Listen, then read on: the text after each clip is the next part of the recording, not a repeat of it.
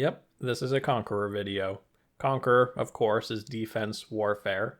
And to address the elephant in the room, a lot of good resources have always existed for the Conqueror, and they still exist online if you want to look at them.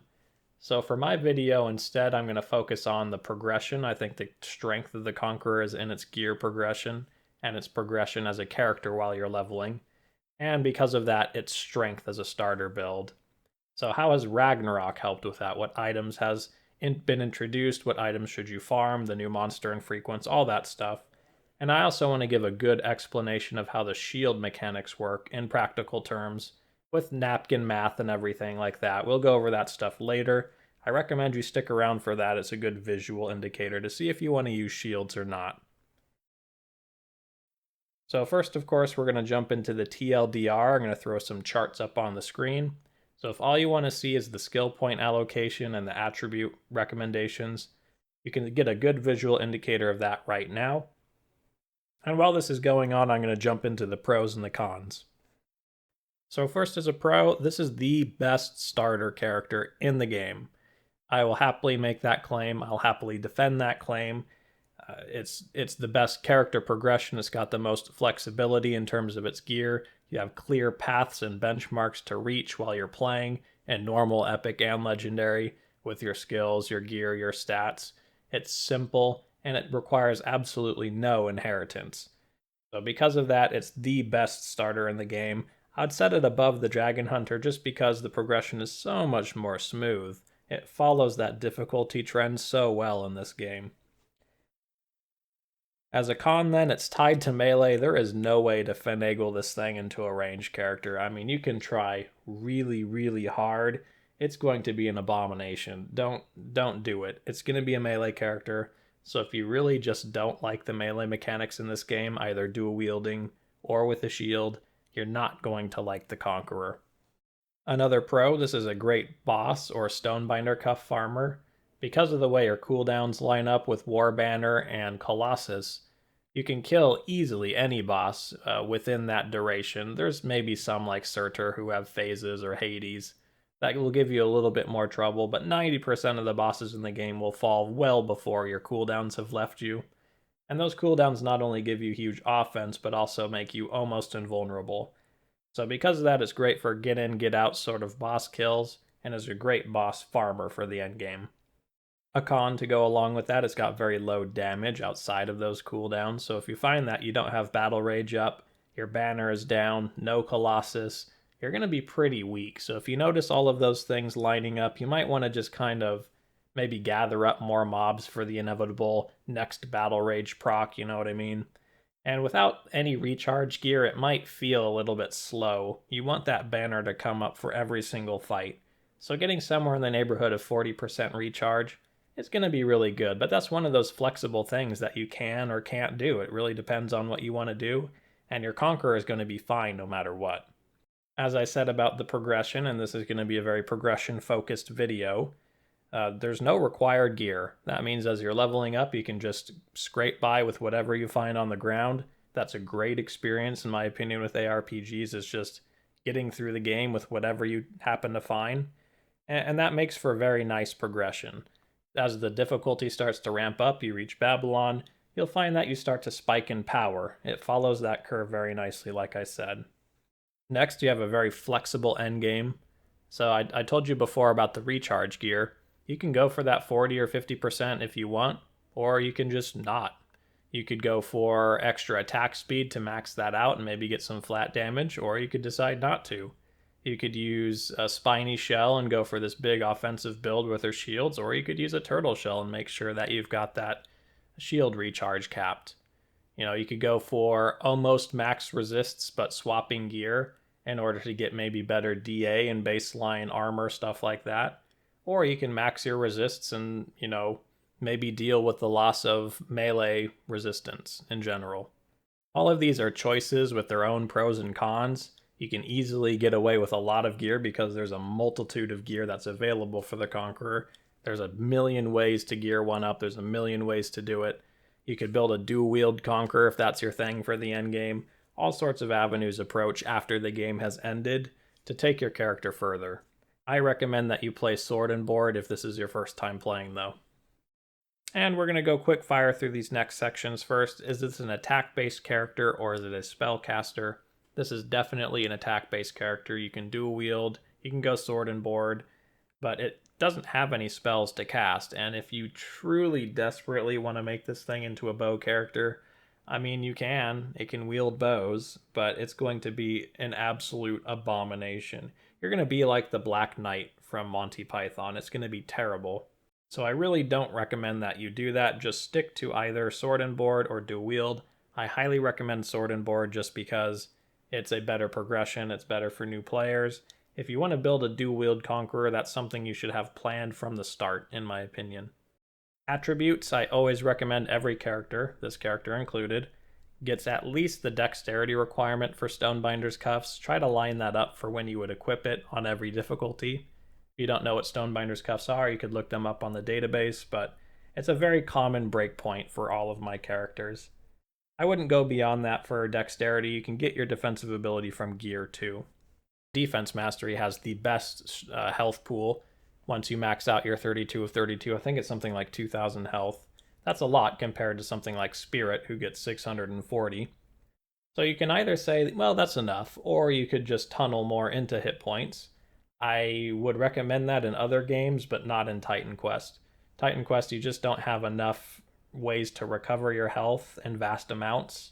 So once you get to health in the 9,000, 13,000 sort of range, I think it just becomes redundant. It's better to get DA to the point where you're not getting crit, or get resists, or maybe even get more DA on top of your already high DA. Some sort of other mitigation. So because you have such good HP progression on your Masteries, I really don't think you need to put much points into health at all. Maybe just 1 or 2 attribute points here or there. And then, of course, you just dump the rest into Strength. You're going to scale with Strength very well. Your procs, specifically Battle Rage, Crushing Blow, and Banner, are going to give you a lot of flat damage. That flat damage is going to scale very well with Strength, with the added percent physical damage modifier you get with Strength. So you're going to want as much of that as you possibly can. Now here's where it gets really interesting for me. It's the gear. This is where we're going to start talking about progression. It's the best part of playing a Conqueror, your strength. So you have all of those really nice pieces of gear available to you. If you go on the database, you'll probably notice lots of really nice monster infrequents that require strength. There is so many monster infrequents. So there's going to be, everyone's going to have their own favorite spot. Of course, you saw one of mine if you've been watching along while I've been speaking. It's Asgard. This is a great spot to get all the new Act 5 monster infrequents. Most of the things that drop here are usable and you would use as a Conqueror. I chose to farm here because I was also looking for Valkyrie boots, but you might get better yields of the strength-only equipment if you do Golden Boar runs and continue that past the Golden Boar into the Shrine of Wodan or whatever that place is called in Scandia. You know, it's the end of that area where there's the broken spear. That seems to be the only place that spawns the hero and Henyar dudes. And they seem to have a pretty good drop rate of all these monster infrequents. So if your character's tough enough, farm there. So let's switch back into the game and I can show you exactly what some of these monster infrequents are. I continued that grind you saw at the beginning for about 20 minutes. It's just a 20-minute session. I am playing with the game sped up a little bit, so my 20-minute session might be your 24-minute session or 25-minute session, something like that. But you can see I got a decent haul. I got 4 of these Harness of the Valhall, so I guess we'll start here. These always contain bleed res.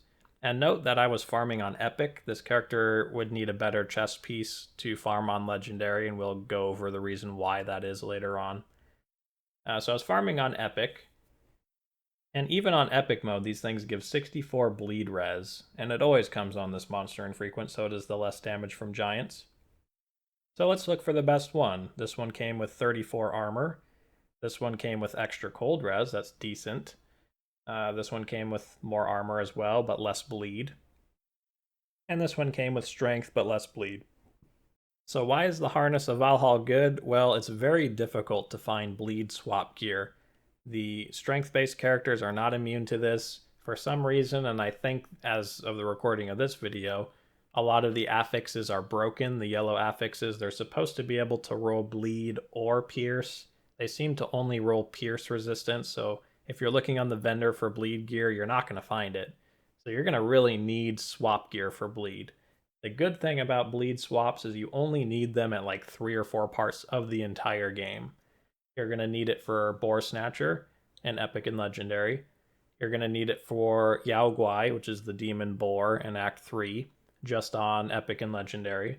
You're going to need it for Golden Boar, Normal, Epic, and Legendary. And you're going to need it for Trolls in Act 5 for Normal, Epic, and Legendary. So just 2 spots in Normal mode, 4 spots in Epic and Legendary. That's not very much at all. So when you're not needing this, you don't have to use it. Therefore, you don't need it to roll very well. You just need it to roll well enough to counter whatever you're fighting. So like the Boars and Boar Snatcher, all they really do is physical damage and bleed damage, so the armor is fine. So I'm going to look for the one that gave the highest armor and the highest bleed res. And the rest of these will probably sell to the vendor. I'll just drop them on the ground though. So in a run like this, you would just keep the best you find, and this would be your piece of swap gear. I'd put it in my swap gear section. You can see I already have... Oh, this is for Cerberus. Look at that. I didn't have a piece of swap gear for chest piece. So excellent. This is something I could keep if I wanted to go back and fight those bosses, or if I hadn't, this is epic mode. So if I hadn't completed legendary already. Next, we can look at the helm of the Valhall. How many of these did I find? I just found 2 of them. What makes this good is it always gives that really high vitality resist. Now, you can farm for a hollowed helm. You can see this is a prefix. It's a really good prefix. It gives the vitality resist and +1 to all skills. That's an amazing prefix. But it's kind of hard to get these. You don't always find them on the ground. You don't always find them in the vendor. They're very difficult to farm at the vendor. I personally don't like that grind. The one I found here is pretty good because it gives slow resistance. In fact, I don't even need that Will of Ajax there. I'd be better off putting like a Shard of Erebus or something in it. So if you don't get a hollowed helm, this is a really, really good alternative. So you can swap to this thing for Hades, or you could wear it full time if you want. There's a common enough amount of vitality damage in this game. Or if you're really, really lucky, you might find the hollowed prefix on this helmet. So you get the 54 as part of the monster infrequent, plus another 50 for the prefix. That's 100 vitality and +1 skills. Plus you also have an open suffix then, which is pretty nice. In this case, I got lightning res as a prefix, and I got the vitality damage as part of the item. On this one, I got, ooh, that's nice, I got pierce res as the prefix. So this is actually an extremely good helm. I would definitely wear this thing. Ideally, it would be better since it has an open suffix for that to be, health or DA or something on top of it. But, let's keep this one. So now we have 2 decent hauled items that we can use as swap gear or permanent gear, whatever. And then, of course, we got these Enhenyar's Fates. These things are amazing. I really love the inclusion of these items. Did I forget this one? I did. So here's another harness that has poison res. We don't need that. When we're countering bleed, we don't need to counter poison as well. So here's the thing about these Enhenyar's Fates. Normally, when you're playing a Conqueror, and classically, the way we'd play a Conqueror is we always used to use Sabertooth Claws. So I can go back to town and show you what a Sabertooth Claw looks like. Rip items, see you later. But there wasn't really any options other than the Sabertooth Claw. It was always better to go for higher attack speed on this character than to get higher damage. So up until I got my Enhenyar's Fate here, which we'll look at later, I was using the Sabertooth Claw. This is an epic Sabertooth Claw. It's got an epic Pang Claw in it. It's okay. It's got very fast base. That's important. It always comes with the 32 attack speed. So with this weapon, you're able to get very high attack speeds. That's favorable. It's very favorable. But what you're able to do now with this Enhenyar's Fate, and it drops off the Asgardians, is you can cycle them. The damage on the Sabertooth, I'm talking about the raw damage you see there, the 83 to 90, that starts to fall off. You find this thing in Act 3, well by Act 5 you're kind of looking for an upgrade. Good news, in Act 5 you're going to get an upgrade. So your progression for your weapon is going to be very clean. It's going to look something like this. Act 3, you're going to get a Sabertooth Claw on normal. Then in Act 5, you're going to get an Enhenyar's Fate. Then you're going to go to Epic. You're going to get another Sabertooth at Act 3. Good news, your Enhenyar's Fate will carry you to Act 3 on the next difficulty. And then you're going to go back to Enhenyar's, and then back to Sabertooth, and then you're going to end with a really nice Enhenyar's Fate like this one. Ideally, it's going to roll attack speed.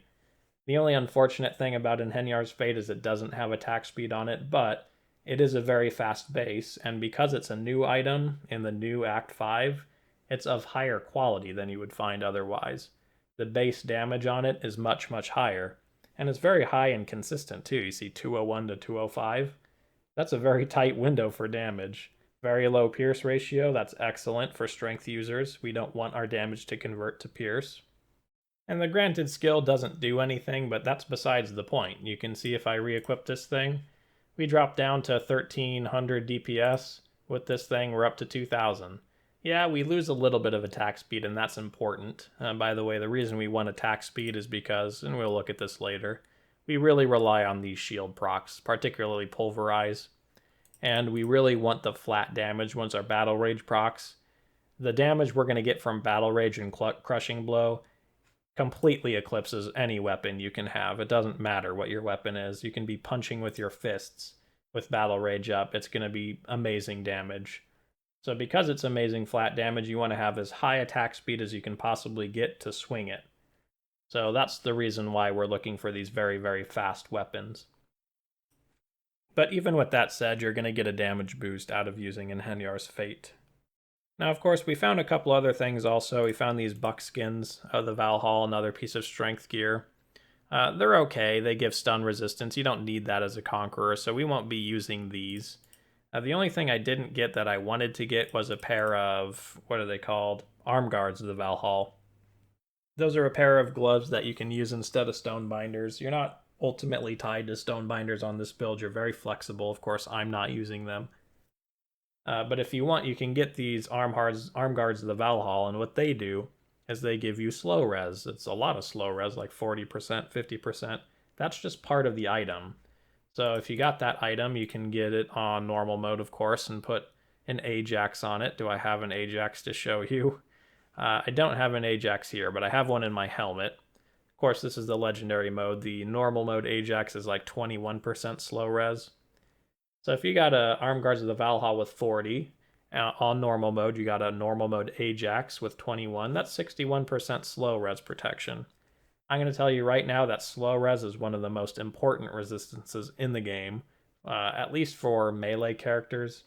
It's also true for probably throwing weapon characters are going to be susceptible to that effect. Definitely a Conqueror is going to want a lot of slow resistance. You're not going to be able to get it through your Iron Will, unfortunately. So that means you need it through your gear. And that's not everything, of course. We haven't even talked about the shields yet. The shields are an enormously important part of the Conqueror. You can use these in Henyar's lines, by the way. They're very fast for a spear. You can see the speed is average. That's pretty quick, but you need more attack speed, I would argue, for a Conqueror than this thing provides. So anyway, shields. There's 2 shields that you can get that you should look for. There's actually 3. There's the Black Steel Bulwark, but we're going to ignore that for now. The 2 I would recommend is the Ichthyan Shell. This is a legendary Ichthyan Shell. And the Enhenyar Stand. This is a normal Enhenyar Stand. So when looking at these 2 things in comparison, you're comparing a normal to a legendary. It's all I have on hand right now. Enhenyar Stand and Ichthyan Shell, they're kind of rare. It's harder to get them than the Fates, of course. There's strategies to it. You get the Ichthyan Shell off the Ichthyans in Scandia, post-Scandia, actually, by grinding those Ichthyans. And the best way to do it is just to run through them, physically look for this shield. It's this boring looking gray thing. You'll see them have it, and just keep exiting the game if you don't see them physically carrying it.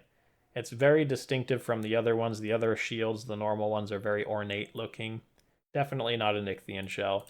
You could do the same thing with Enhenyar's Stand. This thing's bright orange, super easy to spot.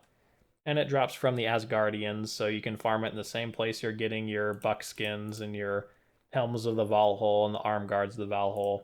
All that nice swap gear, you can find it in there. And so you have these 2 really nice options to choose from. You can use either one. So the base properties on the Enhenyar stand is that it gives recovery time, which is important, and it gives some of the damage on it. The important thing is the recovery time.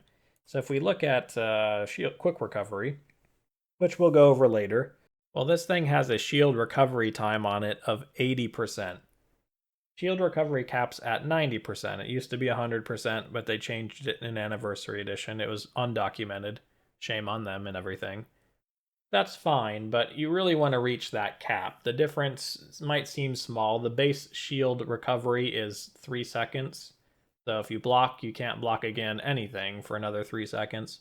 That's useless. But if you get 90%, you can block 3 or 4 times per second. That's much more useful.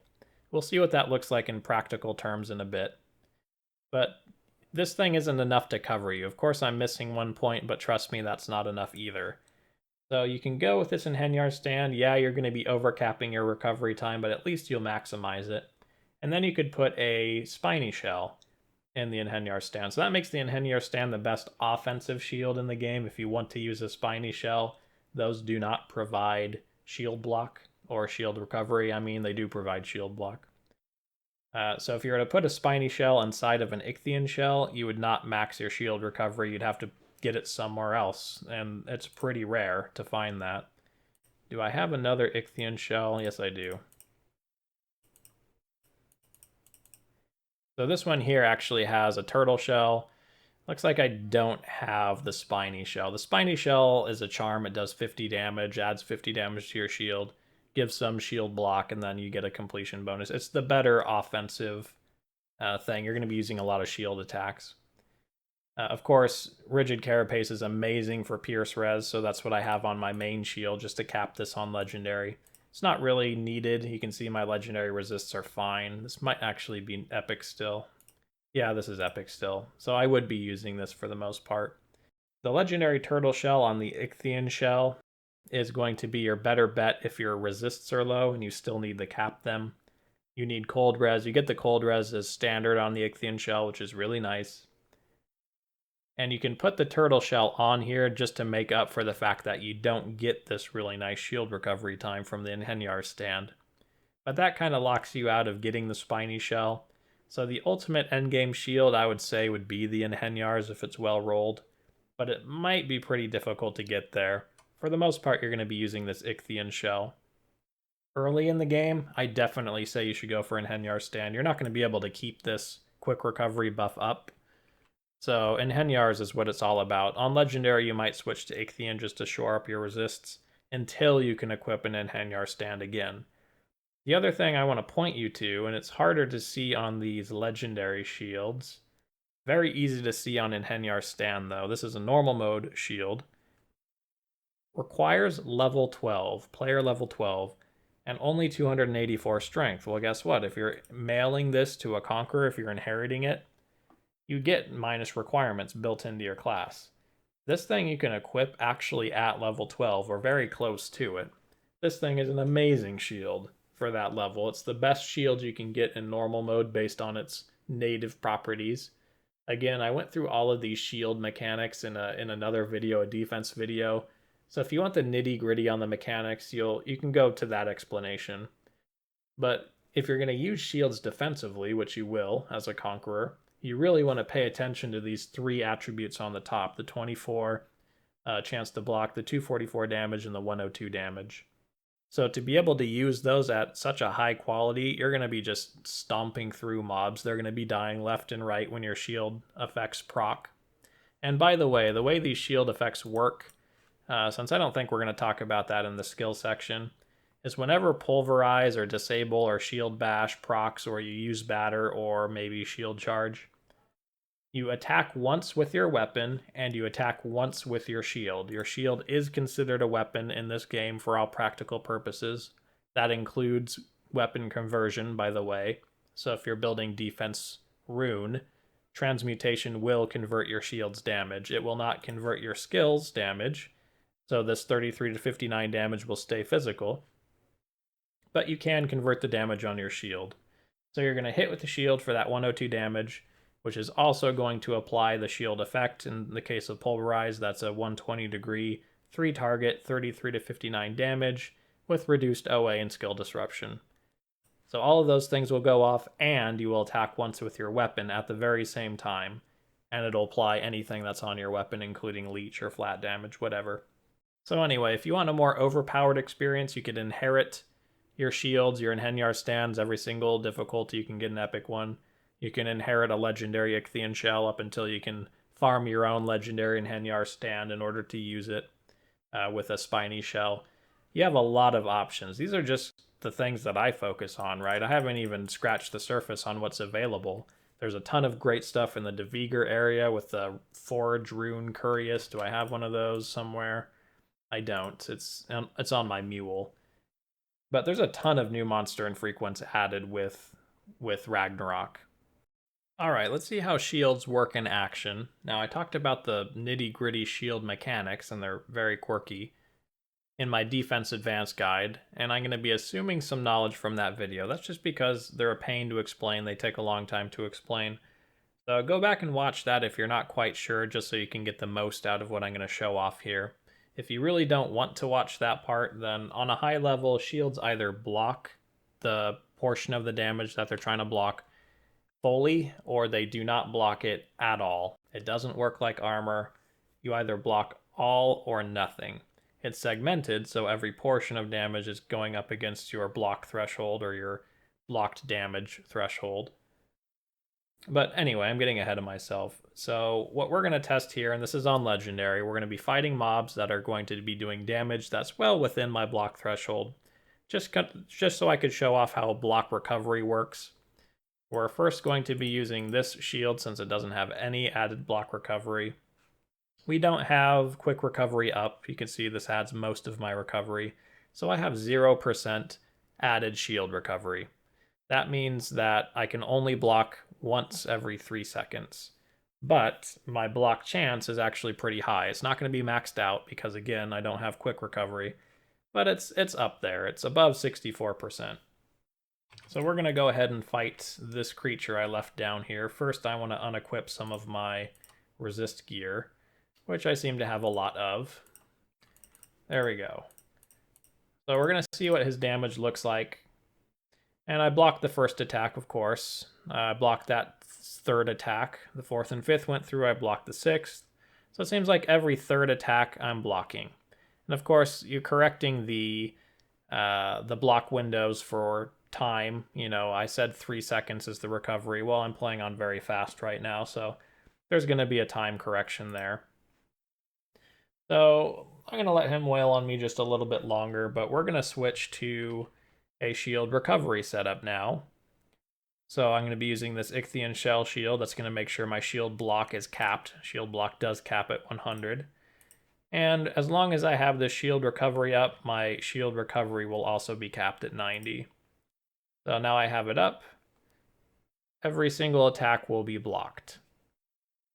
So that's the power of having shield recovery. You go from being able to block once every 3 seconds to being able to block 3 times per second. That's more frequency than this guy can muster. So as long as I have this cooldown up, and I can keep this cooldown up forever, I think. 60 seconds, 41 second duration, not quite. I'd have to get a little bit of recovery gear. Maybe if I re-equip this thing. So now it's 45 seconds, 41 duration. So its only downtime is about a 4-second window, which happened to line up right now. So he's dealing damage to me. I'm almost dead. Can I survive? Yes. So now I'll stabilize now that the buff is back up. And again, I'm not going to take any damage. So let's fight something that has maybe a bit higher of a damage consistency. Alright, so this time I've got a Boar Man. I'm going to re-equip my shield. So again, I have no block recovery right now. You can see he's hitting me pretty quickly. He dual wields, so he has a chance to dual wield every now and then, strike with both weapons. You can see that. By the way, I'm using a hex editor here to show my raw incoming damage. I use it for testing purposes, so you'll be able to see that here. Just note that the damage you see isn't the full magnitude of the damage I'm taking. This is unmitigated damage. So if I have this shield equipped, you can see I'm not blocking very many hits. He's chunking me down. If I switch to my block setup and I use quick recovery, Even this faster attacking creature, he's going to hit me sometimes, so I'm not invulnerable. But most of his attacks I'm blocking. The only time one is going through is when his dual wield procs. When his dual wield procs, and you can kind of see that the double numbers here whenever they kind of overlap, that's when I'm starting to take damage. And that's because I just don't have the shield recovery, and now shield recovery's gone. No, it's still there. He's just getting a lot of procs in. So luckily his damage is well within my shield's capability to block in full. So he's either going to do full damage or no damage to me, depending on when my shield is recovered. So it's pretty good at mitigating damage, and this is a pretty chunky minion. He's attacking pretty fast. It's pretty good at mitigating damage this way. You can see again, I have my shield recovery up.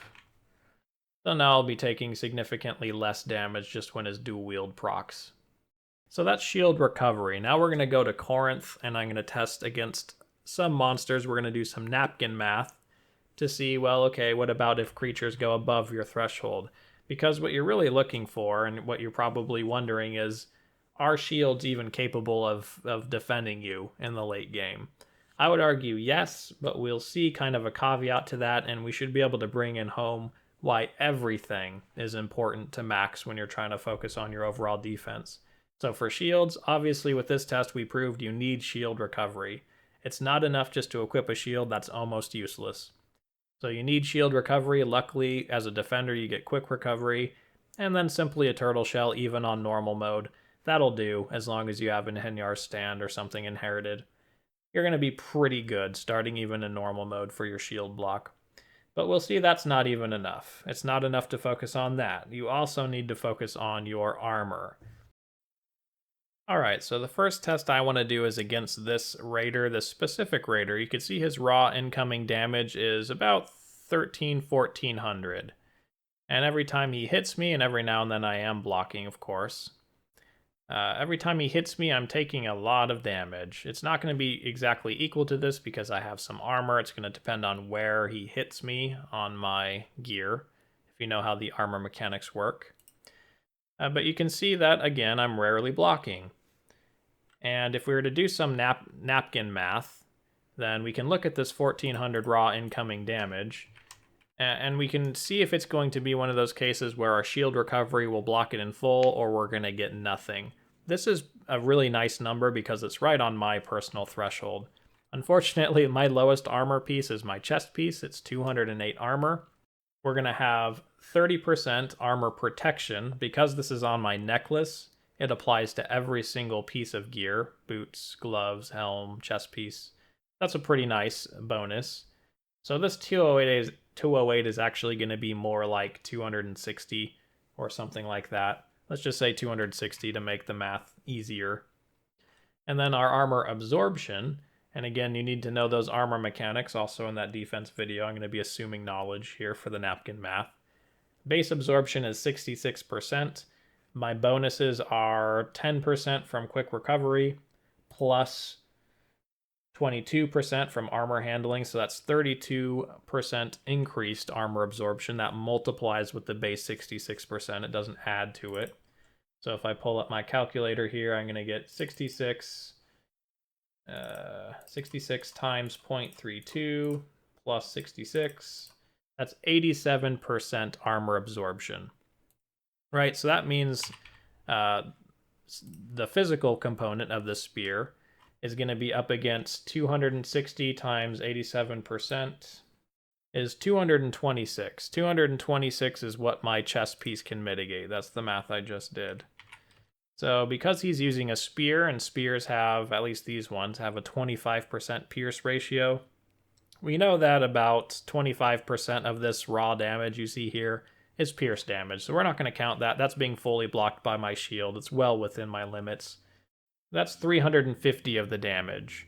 So he's dealing about 1,000 damage to me before it reaches my armor, and then my armor is taking away that 220 that we calculated earlier. So 1,000 minus 220 is going to be somewhere in the upper 700 range. Good news, I have 864 damage block threshold on my Ichthian Shell. So I should, in theory, be able to block every single one of his attacks, just like the fire guy or the boar man from earlier. even though this damage is much higher. It's getting towards the upper part of my threshold, but shouldn't surpass it. So we're going to go ahead and see if that's true. We've used our quick recovery, and unless he crits, and the crit is a big crit, then I don't think we're going to get any damage here. So again, we're blocking all that damage, and this is an Act 5 legendary creature. He's a tough creature, and he's only attacking at a certain rate, so maybe we could block against 2 of these. But you can see it's even capable against him, and this is a very low armor. So anyway, we're going to find a mob like this who maybe hits a little harder, and we'll see what detriment that threshold does to you once it's passed.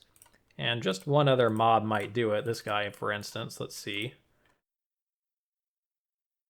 He might do, actually.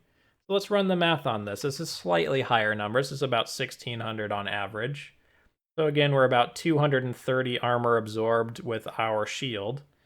But this time he's doing 1,600 raw. We're going to take 25% of that away because it's all pierce damage, which is 400. That means we're up against 1,200 damage physical.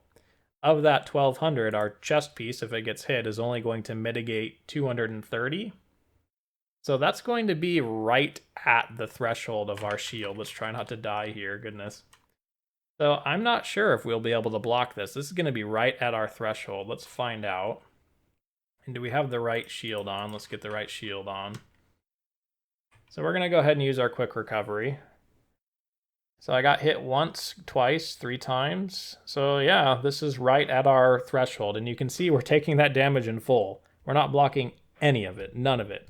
You either block it in full or you block nothing. So I'm blocking all the pierce, because if you watch that video, the defense mechanics video, I'm blocking in full that 400 pierce because it's a separate segment of damage. Each segment of damage separately, it goes up against your shield. Your shield is last on the damage order, so it goes against your armor first. Pierce damage bypasses your armor, but is up against my piddly pierce resistance, but even then, it's fine. I can well mitigate that damage with my shield, but the physical damage, I cannot, even with quick recovery. Here's quick recovery again. I'm dying. So you can see that's my threshold. Don't worry, if you think that's bad, that's totally because my chest piece is so low. This thing could be 800, 700. I can increase that much better with my Essence of the Sticks. If I had a better chest piece, I wouldn't be in that problem. But that should be a nice demonstration on not only how shield recovery impacts your shield's effectiveness, but also how armor, just your base armor, impacts your shield's effectiveness. If I had a better chest piece, again, everything comes together, I would be much, much more tanky. And not by a little bit, but because shields are on or off, they're very binary, it's a big, big deal. So lastly then, let's just take a look at the leveling progression. I don't have a whole lot to add to this, really. A lot of people have already gone through this before, but I've leveled many Conquerors, so let's take off my skills gear so it's going to be easier to see. There we go. So in the early game, these are both terrible masteries. That's kind of an unfortunate thing about a Conqueror. It's really only the first 8 to 12 levels that are kind of annoying. You're going to want to level with Defense Mastery. If you are absolutely gung-ho on leveling Warfare, like you want to build a dual-wield character, you just like it, I don't recommend it. I'll try to talk you out of it. Please go Defense, even if you're going to level a dual-wielder at first.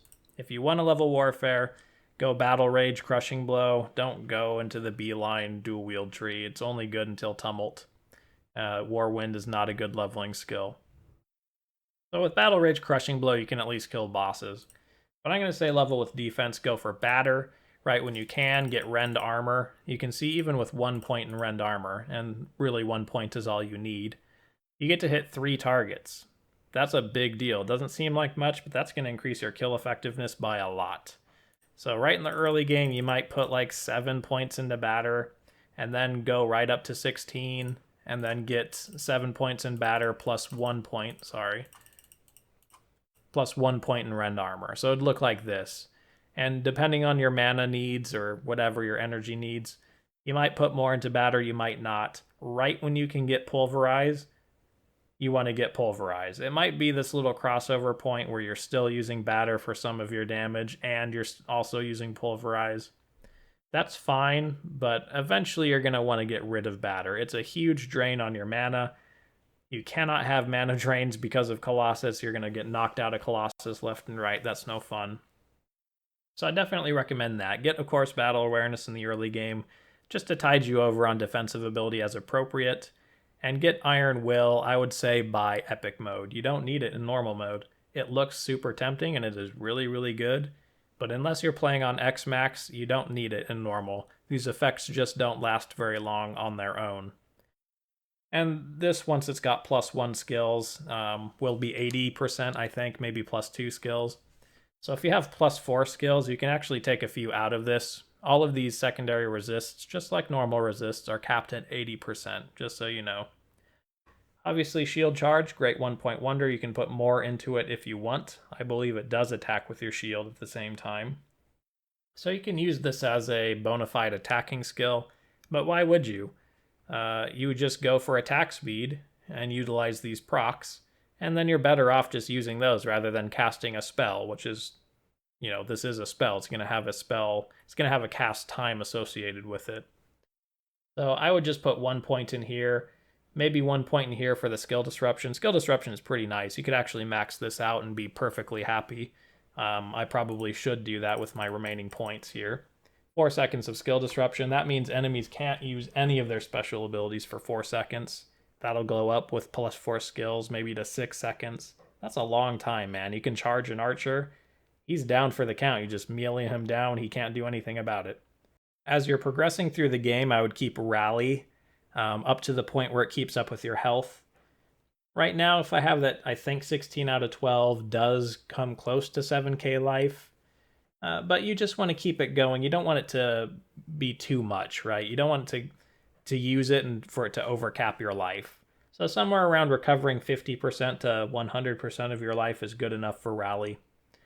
Defiance, you don't need. This is not a Reflect build. Reflect is extremely powerful. Don't worry, I have a Reflect build coming that utilizes Reflect much, much better. You're not going to get too much energy regen. This thing is not going to have 100% uptime. It's going to come close to 50% with endgame gear and a lot of recovery, but not enough to reliably use this energy regen. You can use it while in Colossus to make up for the Malice. The 10 active energy cost here is pretty big. So you could rally Colossus, for instance. That's okay. You can put a couple points in it for that. But otherwise, don't worry about these upgrades to rally. Just use it as a second potion, right? So the way you do this is rally would be your first potion. So right when you're taking damage, the first thing you do is rally. Nope, don't use your potion. And then you would potion when rally's on cooldown. And then once rally's up against you, you'd use it again. It's your primary potion. That's just because it gives some of these secondary bonuses. If you really need it to counter your Colossus, then I don't recommend that playstyle.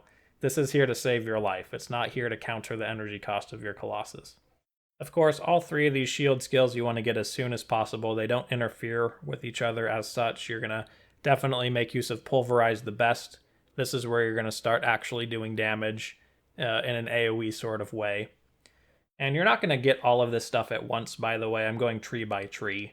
In the early game, for instance, you're going to pick up some points in Battle Rage Crushing Blow just so you can kill bosses, and also get at least 1 point in Battle Standard. Maximize weapon training. That's your early game to complement your defense mastery. You're not going to max Ardor right away, Onslaught I mean. You're more interested in Battle Rage and Crushing Blow. So back to defense mastery then. Adrenaline, not a very good proc. You can reduce the recharge on these procs, by the way, by getting minus recharge gear. So conceivably you can have this up all the time, but you don't have anything to synergize with that health regen besides Rally. And it's not always that these are going to line up. Rally is a very short duration. Adrenaline is not always going to be up. So this is more reliable at larger minus recharge gear thresholds. You can also get this minus resilience. You can see that impacts the tooltip. But you still have that 5% chance of activating, so it's not a guarantee adrenaline will always be up. But it's good enough. I would say this is your last priority when it comes to increasing damage of your character. I wouldn't go too bonkers over the health regen. So this is kind of a last priority, in my opinion. Some people might disagree with that, but I don't think it's that good. You want other things in Warfare Mastery, in my opinion. Just get 1 point in Colossus for now. You can put more into it later. Of course, you want that damage absorption. That's the whole reason we're getting it. Well, it does more damage too. And incidentally, it actually runs faster despite its minus total speed. Because you're larger, you have larger strides, so you move a lot faster. So don't think this is going to slow you down with run speed. It will slow you down with attack speed, though. Anyway, moving on to Warfare. So in the early game to mid game, you've picked up a couple points in Battle Rage, a couple points in Crushing Blow, 1 or 2 points in Battle Standard, probably just 1. You've put 1 point in Onslaught and maxed out Ignore Pain, because this is really good. And you've probably got full weapon training. Well, you're going to want to go from there and maybe get a couple points in Warhorn, depending on your needs. I would get this as like a legendary thing. I would actually go into Hamstring. Being able to reduce defensive ability means more crits for you. Reducing armor is enormous. We just kind of went over why with our own testing by ourselves. But reducing armor is actually you wouldn't think it, but it's actually a damage multiplier. Because of the way armor works, your armor that's listed on your gear is kind of a threshold. It's the upper limit sort of thing. It's the range at which your damage absorption actually applies. It's your damage absorption that's doing the actual mitigating, and damage absorption is, of course, a percentage value. So if you're reducing armor, then you're reducing the amount that that damage absorption can apply, and it's, in a sense, a damage multiplier. So you want to maximize Hamstring, maybe even get an effect like this on your weapons to reduce armor. Very, very effective. Ardor eventually, sure. I don't recommend Ancestral Horn for this build. If you have a lot of recharge, that's, like I said, a very flexible build. You can definitely go, high uptime Colossus. Not really high. I mean, you can't get full uptime Colossus, unfortunately, unless you're defense nature. But you can get pretty high uptime. And therefore, you can also get a high uptime on your Ancestral Horn and also your War Horn. So you and all of your buddies are going to be doing a lot of damage, and no one can really do anything about it because they're stunned. So that's kind of nice. Obviously, another damage multiplier is your physical damage minus resistance, which you're going to get from Triumph. It's also going to reduce their stun resistance, so we'll go over the dual wield build in a little bit. But you can stack all these nice multipliers. Reduce armor, you're fully physical, right? You're reducing their physical resistance, and you have all of this crit. You're going to have mountains of offensive ability, so that's good. Incidentally, you also get OA from your Battle Rage, 33%. That's a huge amount. Battle Rage is up a decent amount of time. And Battle Rage is really what's doing most of the killing for you anyway. This is where your big damage is going to come from. It's where your big boss killing damage is going to come from, these crushing blows. For a while I did have counterattack. It was ruining my testing because things kept killing themselves. So I took it out, but I do recommend a few points in counterattack. You might not max counterattack. You kind of need a lot of skill points with this build. But of course, you're not going to touch dual wield. Now, I will go over real quick the dual wielding build. Again, I don't recommend it for leveling. Tumult's the really good thing. For some AoE. And you have this synergy with Concussive Blow and with Triumph, reducing stun resistance. So you can get this kind of stun build going on. You can get dual Whompers or some other stun-based mace item. And you can get Warhorn and you can get Doomhorn. Maybe this could be your cooldown-based guy, right? Where you get minus recharge maces, maybe. Or at least one of the maces, a minus recharge mace. Then you can keep Ancestral Warhorn up. Do lots of stun stuff to make sure that your Warhorn dudes or your Ancestral dudes can keep up on the targets. That sort of thing. And you'll have Concussive Blow, which is pretty good. Lots of stun duration adds its own chance of stun. You can get chance of stun on weapons too. So there's a lot of synergy to be had. The problem is that maces are slow. And you're going to want stuns to happen a lot, right? So ideally, you'd have a very fast base weapon trying to apply the stuns, but stuns or maces are not that. So you can just totally ignore the mace synergy if you want, and just go with some sort of sword thing. You have a lot of options available, but I would definitely suggest you have that character and his gear in mind before you try to do something like that. That's why I really recommend you go for the sword and board sort of approach. Anyway, let's talk about how to play this thing, and I'm going to get my gear back on. Here we go. Is this the right one? This'll do. So the attacks, or the gameplay is pretty simple no matter what. You're going to keep battle awareness on. You can see this does not have an active energy cost. That means even if all of your mana gets drained, it's not going to go away. That's kind of nice. Quick recovery only has an initial cost, so same thing there. The defensive utilities you're relying on cannot go away if your mana gets purged. Therefore, I don't think it's necessary to get mana leech resistance. But if you really want to make use of your Colossus in that sense, you're going to have to make sure you use it against a smart target. If you use Colossus against that mana draining person before Hades, the little Impusa lady, you're going to have a bad time unless you bait out that mana leech first. This thing's just going to be gone. It's gone immediately. You're going to lose your Colossus. So just keep that in mind. These are very stable buffs. You're going to want to keep them up all the time. In the early game, you might have trouble keeping full uptime on quick recovery.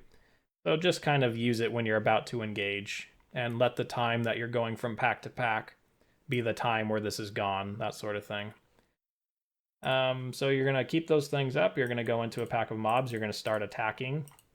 Try to notice when your battle rage procs, and maybe attack the harder targets, the more difficult targets when that happens. Make sure you have a good high uptime on your damage when you notice that battle rage proc.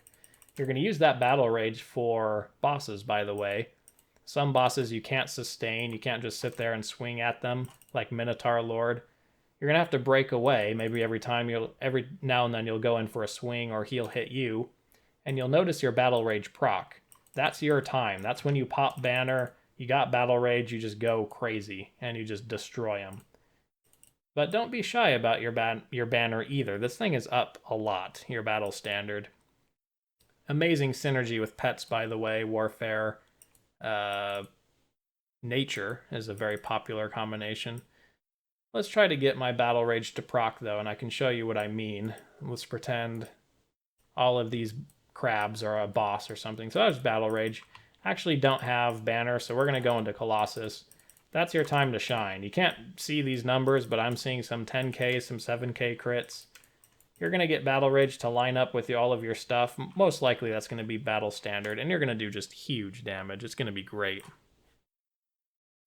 And lastly, you have your tools like Warhorn and Rally.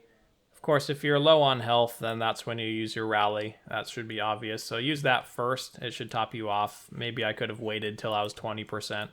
And then use your potion secondarily. Then your potion will come off cooldown again. That's what I would do personally. Of course, it helps to have my quick recovery on. You can see I have quick recovery on, but I'm taking a lot of damage. That's because the consistency of damage is so high. I'm being attacked like, I don't know how many times per second, 10 times per second at least. These are fast attacking critters, and there's a lot of them. Maybe something more like 12. I'm only blocking maybe 3 of those hits. So shields are not great in these instances, but luckily for you, in most of the cases, and these crabs are especially lethal, you're not going to be taking tons and tons of damage from them anyway. They're smaller creatures. It's the bigger creatures you need to mitigate from. Incidentally, that means that Conquerors are not very defensible in X-Max. That's just the truth of it. Shields are not good when a lot of enemies are constantly nearby and they all hit very hard. So just keep that in mind. You might not want to farm up a ton of minions at once with this class. You might want to just kind of take it pack by pack. If you get overwhelmed and you need to run away, Warhorn and run, that's a good strategy. Or if you're trying to buy time for your potion to come off cooldown, you've already used your rally and your potion's gone. Well, you can, run around in circles, maybe buy some time, get some distance with your Warhorn. So it's pretty simple. Other than that, it's just click, and you have your shield charge. This is a class that does not rely on auto hotkey scripts or macros on your keyboard or anything like that. So we'll kill this boss real quick just to see what a boss kill looks like. Hopefully I will get a decent proc. I'm going to wait for a little bit. I'm going to get my shield buff up. Doesn't look like he's going to give me a proc. Oh, there it is. Battle Rage went off right at the wrong time. That's okay. We'll just annihilate his trash mobs. And of course, you don't have to stand in anything, and you shouldn't stand in anything. So he's going to come back up here. We still have our Battle Rage buff, so we'll do a moderate amount of damage, but I still don't have Colossus or anything like that, so this wasn't a very good kill for Conqueror. Normally you'd go in with more cooldowns, and these sort of phase-based fights aren't the best fights anyway. But that was, you know, a legendary boss, so not bad. This character is not optimized. To go over gear real quick, I have Enhenyar's Fate. I have swap rings. I never really got out of the yoke of using these. I needed the resists.